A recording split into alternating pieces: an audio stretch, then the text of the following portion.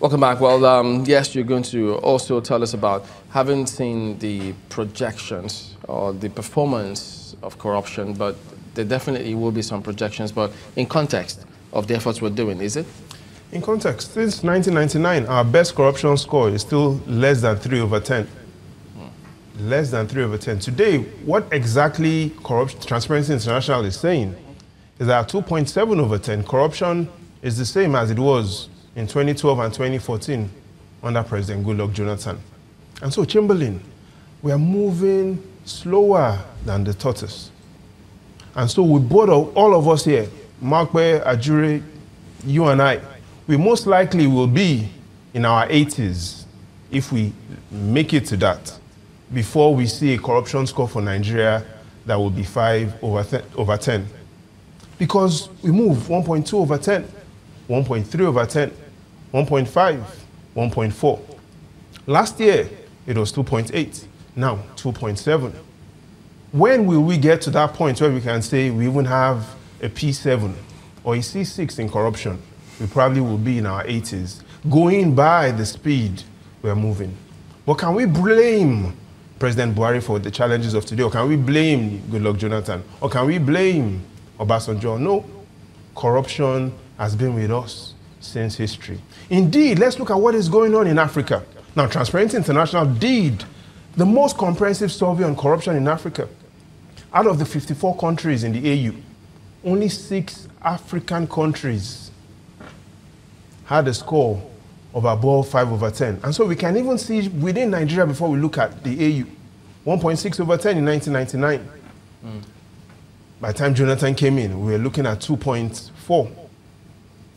And so we've been moving between 1.6, 2.8. So we are projecting 5. Oh yes, let's project. When will we get to 5/10? Going by how we're moving. Now we have the champion, our own version of the world heavyweight champion of anti-corruption, President Buhari, who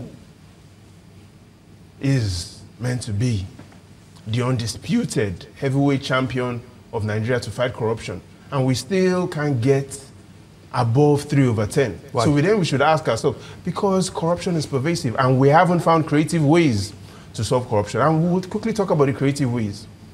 Because corruption, again, is an African phenomenon. Only 6 out of 54 African countries have been able to score above 5/10. In simple terms, Gimba, 89%, Chamberlain, of African countries are severely corrupt. It's easier to find gold in your backyard than to find an African country that is not corrupt. And so, in looking at the solutions, we have to be creative. One creative solution that the the president of Nepal did to minimize corruption at their airports was to ensure that everybody that worked at the airports had trousers with no pockets. And so you have no place, even though you choose to collect a bribe, to keep corruption. Indeed, Buhari has even attempted to jail people for life in 1984. What about electronic bribery?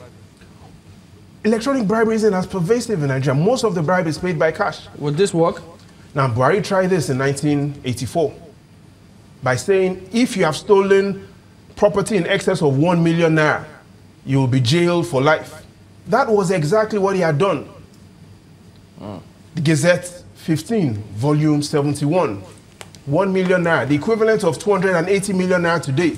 But today, you can't even jail people for life for 280 million naira. People are stealing 28 billion naira. And so, let's look at what Karl Cross says about corruption. He says corruption is worse than prostitution. Today, this nation is sleeping with a prostitute with unprotected means. So clearly what we're having right now is we're having sex, unprotected sex, with a prostitute. Well, what a way to analyze this, but this is where we're going to have to... well, we'll answer at this point, but I'm sure he's skipping that part where, okay, we'll have to go at this point. Jide Ogunsanmo, our data and information analyst, thank you for coming on this morning. That's the show today. We thank you all for watching. I'm Chamberlain Ostor. Thank you for watching. I'm Gimba Omar. Thank you. I'm Maokwe Ogun Yusuf. We're greater than we think we are. I'm Ajuri Ngilali. The views and opinions expressed by guests on this program are those of the maker and do not necessarily reflect the views, opinions, and endorsement of Channels Television.